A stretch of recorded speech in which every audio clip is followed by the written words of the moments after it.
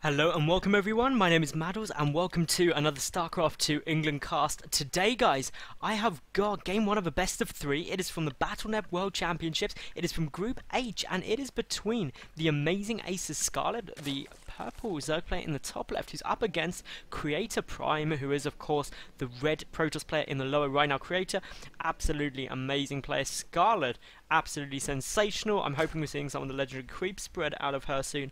But, well, Ahana is the map, so what does that mean in terms of strategy? Well, almost definitely a fast expansion out of the Protoss player. It's such an easy map to get away with it on. There goes down the pylon. May even see Nexus first, to be honest, on this map. So simple. Scarlett, 14-15 pull. 16 hatch into a quick third base at about 4 minutes to 4 minutes 20, almost certainly, and that's assuming nothing funky happens. But to be honest, if Scarlett did anything other than that, it would be very risky indeed, because on Ahana, as I said, so narrow into your natural, it's so easy to expand that really the wall off is just too easy to block off any early damage. Although this probe coming into scout quite quickly, obviously game 1 you're not too sure what the other person's going to do. It's all to play for because the psychological advantage of winning game 1 is absolutely huge. And well, if we take a look around, obviously, what are other key features of this map? Well, obviously, you've got the rocks here. For those of you who aren't familiar with Ahana, these rocks have to be taken out in order to get quick access to your third. You can still come around the front, but of course, this is a wide open space, which isn't actually too bad for Scarlett, to be honest. It is quite a problem for Creator, because obviously, Protoss units are better engaging in tight chokes, but obviously, Scarlett will want to knock those rocks out anyway, just to allow quicker resupplies. And what else have we got? Obviously, down here there's the narrow ramp, as I said. We do have a cliff here that can be utilised by blink stalkers potentially, but we'll wait and see whether that does actually happen or not. In reality, we'll probably see quite a passive game, I would imagine, at least until the mid-game portion, because both these players are going to go relatively safe. The other possible option for Creator, who has gone Nexus first, is worth pointing out, is that he could go for some kind of 2-base all-in, be that Immortal Sentry, which is very strong, some kind of big gateway push, anything from a 5 to sort of 8-9 gate, to try and knock out the third base quickly. That's going to be really the essential target of this map. And well, if we look around at these two players, what else have we got going on? Well, probably not too much, considering obviously the Forge is on its way. We've got some Zerglings coming out for Scarlett, interestingly getting 4, and the reason I say that's interesting is because 2 will happily deal with this probe, so getting 4 is obviously 1 less drone, and if you have got 4 out, you've got to find a use for them. 2 Zerglings, it's really easy to find a use for. You said 1 here, and you send the other one just sitting out and poking up and down the ramp. 4, well, what on earth do you do with the rest? Well, you just really go and have a little chill around. Now, of course, the Overlord has seen this coming down. The Photon Cannon will be done in plenty of time. The probe going there to complete the wall off, although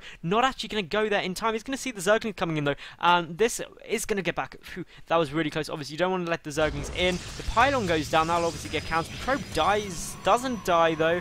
Obviously, that's something fun to watch. Obviously, the single hatchery on its way down finished. Started 14 seconds ago, so just after the 4-minute mark. One of the probes survives. The other probe going to come back. Obviously, the Photon Cannon down now. In terms of things coming out, we've got the 1 gateway still, well, about to finish. The second hatchery finished for Scarlett. The third, about a third done. And well, in terms of the queen count, only 1 out for the time being. The second queen on its way. Surprised no third queen started yet, but looking on this map, obviously what else do we have? The Overlord coming to just scout and get a look. This other Overlord going to come and position itself down here, because that is a great place to stick it. You can see the 2 gas, which of course is very important. No gas timings. 2 gas already up for Creator, that's fine. The third base for Scarlett on its way. The queen going down towards the third. Some creep spread starting already. The second queen out. No third queen started yet, which I find really amazing. I can't believe that third queen hasn't got started yet. Obviously, just trying to squeeze as many drones out as possible, and is actually behind at the moment in drone count, which is to be expected, because of course chrono boosting out probes from Nexus is a lot quicker than early games there. But once this third base gets going, well, the worker count will go huge. Where are the rally points? That one should be rallied down to the natural. There we go. So that's all fine for the worker rallies.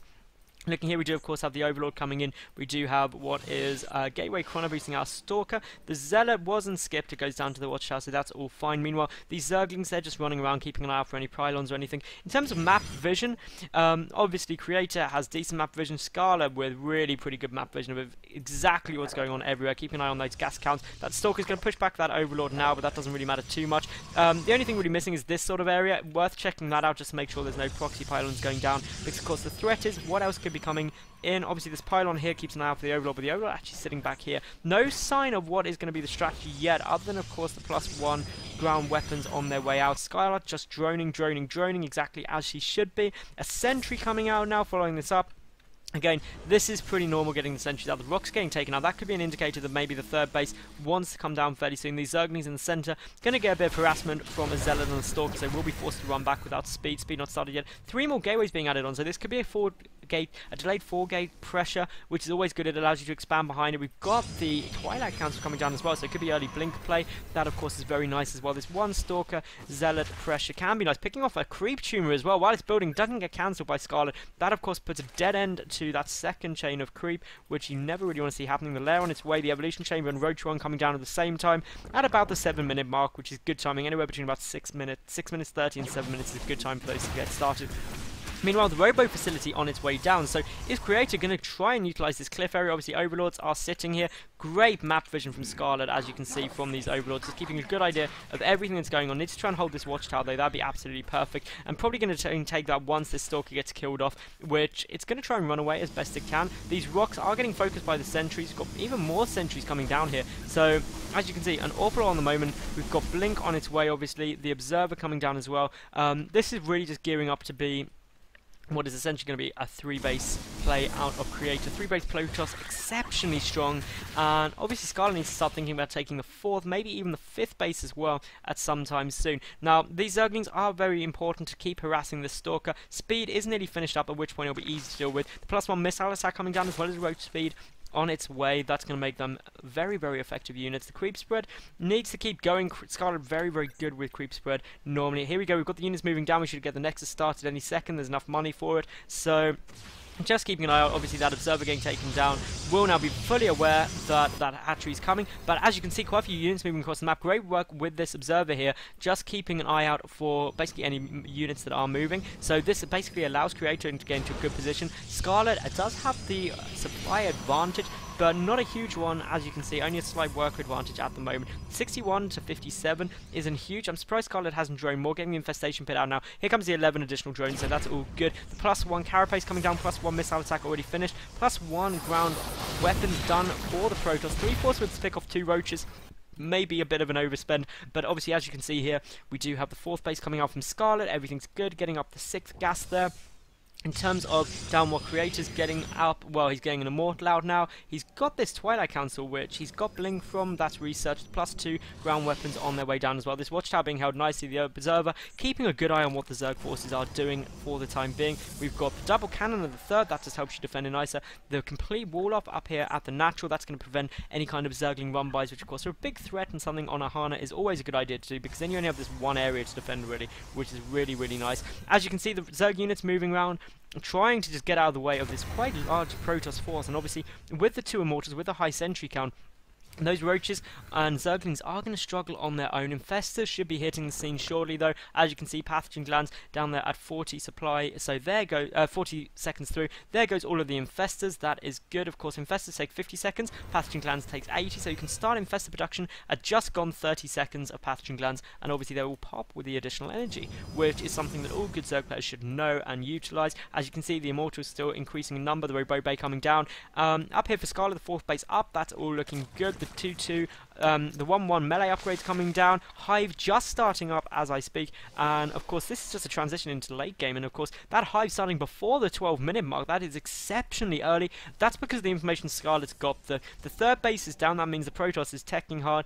Probably from the amount of units down, there's not a huge number of gateway units, so fairly okay against super early pressure, and that means the Protoss is just going for mass units. As you can see, the Spire starting just after the Hive, which is absolutely fine. You want to try and start them about the same time. They both take 100 seconds to complete. The 4th base up and running nicely. In terms of the worker count, 88 to 67. Scarlett has possibly just a few too many workers, so getting rid of them in Spine Crawlers, which of course is exactly what you should do. It's not Broodlord Infestor, it's Broodlord Infestor Spine Crawler, so you always want to get those spines up for the passive defense. They cost no supply, and they do slow down a Protoss army quite significantly. And now, as you can see here, CreatorPrime looking like he's going to go up there and perhaps take a 4th base very, very early on, clearing out the rocks at least ready. The Zerg army coming around though. I'm glad Scarlett isn't going to go for this, because this is going to be a really bad engagement for her, and luckily pulling back, and I think that is precisely the right thing to do in this situation. The Templar Archives on the way out, as well as an awful lot of gateways being added on here. The gateway count is getting pretty damn high, and well, that is going to allow very, very quick resupplies. Also, obviously, the high Templar means Archons are going to start hitting. No Stargate yet. Obviously, the Stargate is the late game addition to the Protoss Army. The Greatest Spire just starting now. The Stargate purely just used to get the Mothership Core out, which, not Mothership Core, rather, what am I on about? Fleet Beacon, in order to get the Mothership out. Of course, Mothership Core is the Heart of the Swarm new unit for Protoss players, which is really cool and opens up so much exciting stuff for Protoss to do. I love it. But looking here, we do, of course, have these Zerglings and Infestors, a couple of Roaches in there as well, going for an engagement, and a good blink back. The Force Fields are okay, but Fungal Growth, Infested Terrans coming down everywhere. This is a great engagement here for Scarlett, and well, as you can see, things are just not going too well at the moment. This Colossus is still staying up. The second Colossus coming in, and well, CreatorPrime, I don't actually think he came out that well from that engagement, but Scarlett seems to have lost an awful lot more.